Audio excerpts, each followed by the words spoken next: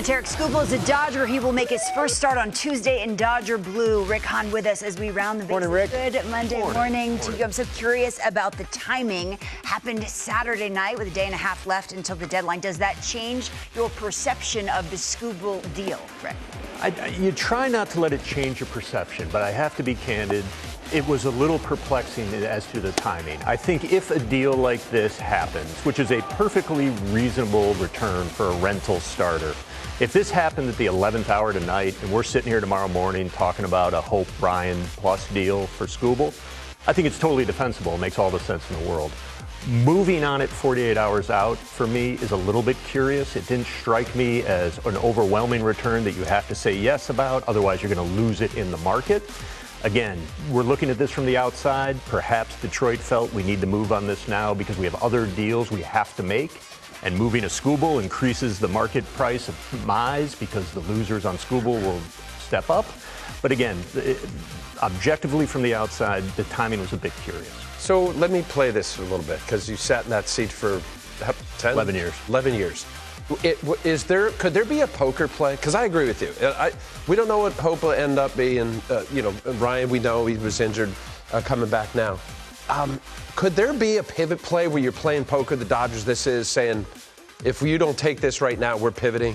Because I didn't understand it either. This was the diamond of this trade deadline. And I think that's kind of, in the end, what's the most important factor. You have the premium asset. It's the golden rule. He with the gold rules. And Skubal was the gold in this deadline. Mm-hmm. So certainly the Dodgers could very realistically say, hey, we're pivoting. We've got a controllable guy we could go get, whether it's, someone from the Angels or another guy that we really like. And this deal isn't going to be here if you don't say yes today. When you have such a premium talent as Skubal, perhaps you play that out, knowing that the market's going to be robust elsewhere. So you don't have everyone's best and final in a day and a half. That's just... I wouldn't think you would. Again, not trying to look at somebody's watch and tell them what time it is, but you tend not to really get down to nutcracking time until the clock's running out. Would you call the Brewers right after you hang up the phone with the Dodgers? Okay, I got this Dodger offer. Would you circle back to Milwaukee? It depends on the progress of your conversation. Okay. A lot of teams will like you to say to them, hey, before you do anything, call me back. Okay. And frankly, when I was in the chair, we never made that promise because you may get to the point where you're so far above the line. And look, you have mocked these things up internally with your scouts and your analysts and your coaches, et cetera, for weeks. And you kind of know where that line is. And through these conversations, you know what's going to wow you. And if you get to that wow, you want to move. So you rarely promise you'll double back. Again, on Saturday, I'm sure they had played out that market, but it does curious as to the timing. I mean, pitching is king in October, and Tarik Skubal joining this Dodger rotation. It just seems... It's like Captain America, Thor, Incredible Hulk, Spider-Man. No, I know. I was just looking at that full screen. This is not health, right? This is not full health. This is without Blake Snell and without Tyler Glass now. So you can just imagine come October. I just think this, Rick, and what do I know? I'm just a dumb ball player. But if I'm on a team that has a chance to win it, the Brewers have never won it, and they're really good. When do you do it? If you've got that double-A pitcher or that A-ball center fielder, that you don't go all in. And I'm not picking on the Brewers. It could be there's a couple other teams in there. If this guy is that special, he's a back-to-back Cy Young Award winner. It doesn't get any better than that. Look at CeCe. I saw CeCe in that trade, what he meant to the Brewers. I wonder how much agonizing there was in that room when the Cleveland Indians said, should we get Matt Laporta? Should we give him up? And that was the Brew Crew giving up Laporta. That's right. And Michael Brantley ended up being and Brantley turned out to be the dude. But that's what you do. It's what you do, and look, they're only giving away this year's championship this year, so now's the time to be aggressive if you have a chance to get it. I will say that I'm glad that we're at least talking about the Brewers potentially not being aggressive enough is an argument, or Tampa not being that team, because if you were to pick two teams in baseball who have earned the benefit of the doubt in terms of how they go about roster building and how they value their players and how they maintain competitiveness on a narrow margin year in, year out, it's them. So it's tough to criticize the clinical, objective approach. However, I get it. You only have a chance to win this year right now, and if you want to push in for it and you have dreams of a Skubal-Miz 1-2 or pitching 4 times in a 7-game series, keep going. I had dreams of that. That gets you going. That gets you going. Gets So I Robert get, going. especially in that clubhouse, especially for the players who have a limited. Let's look at the standings in the American League for the wild card, and you see the Detroit Tigers, even though they just gave up 2.5. the best pitcher, arguably in the game, and their most valuable commodity, they're just 2.5 back, Rick. So, I mean, what do you think happens here for the rest of today for the Tigers? Is it a hybrid of buying and selling, or just pure sell-off? That's a difficult needle to thread, but I think that is probably what happens. And again, they have the second best record in the American League since June 1st.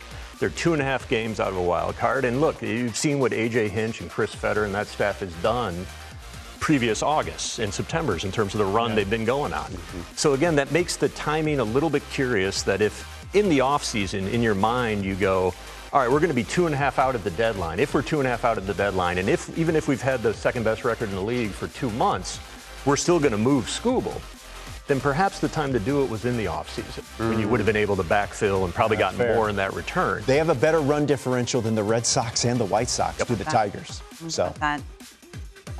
Yeah. Tigers fighting for a wild card. The team with the best record in the American League makes their home in St. Petersburg, Florida, and they take Freddy Peralta from the Mets. He will be a free agent at season's end. We forget in Milwaukee, it was just last year, he was an ace, and Nace just told me his expected ERA is more than a full run better than his ERA. Perhaps the Rays just work their magic and he becomes an ace again. You like this move? I do like this move in large part because Peralta doesn't have to be the guy. He's joining a team that I think was already 5th in starter ERA. They've got McClanahan, they've got Rasmussen, you got Martinez, all who are having very good years.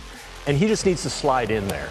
Additionally, you know, I can't speak directly to it, but the pressures of playing in New York in a free agent year when there's a lot of money on the line, that can weigh on a guy. Now Freddie has the opportunity to very likely pitch in October, and if he does well, that's going to be what influences his free agent value more than what happened those first 4 months. So it's a good win opportunity for Tampa, not needing him to be the guy, and for Freddie to regain some value. Freddy Peralta is who he was in a Brewers uniform, right? Not so much in a Mets uniform. Yeah, look, he was not what he was the year before. He had a 2.7 ERA, 17 wins. He was 5th in the National League in Cy Young. So that was all legit leading up to what the Mets thought was going to be a championship season. I can't sugarcoat that. Look, Freddie can pitch. And I will not be surprised if down the stretch here in these, what do they got, about 7, 8, 9 starts, Tampa Bay does an unbelievable job. I love Snyder, the pitching coach. They have a formula down there. You talk about formula, Rick. They've done it and also developed pitching. He will find a nice, comfortable spot. And I like what you said. He doesn't have to be the ace, even though he pitches like an ace when he's out. I don't think anyone would be shocked to see Freddy Peralta dominate. Be the latest byproduct of what the Tampa Bay Rays do with so many players. All right, we got a lot to get to as we're approaching the end of hour number 1, but we still have a lot to go here on this deadline special here. Let's do JP Morosi's Twitter account. He heard today that the Rangers are willing to listen on Mackenzie Gore and Jacob Latz. The price is high because neither is a pending free agent, but the 5-game losing streak has nudged the Rangers into a buy and sell posture. JP mentioned that earlier in hour number 1.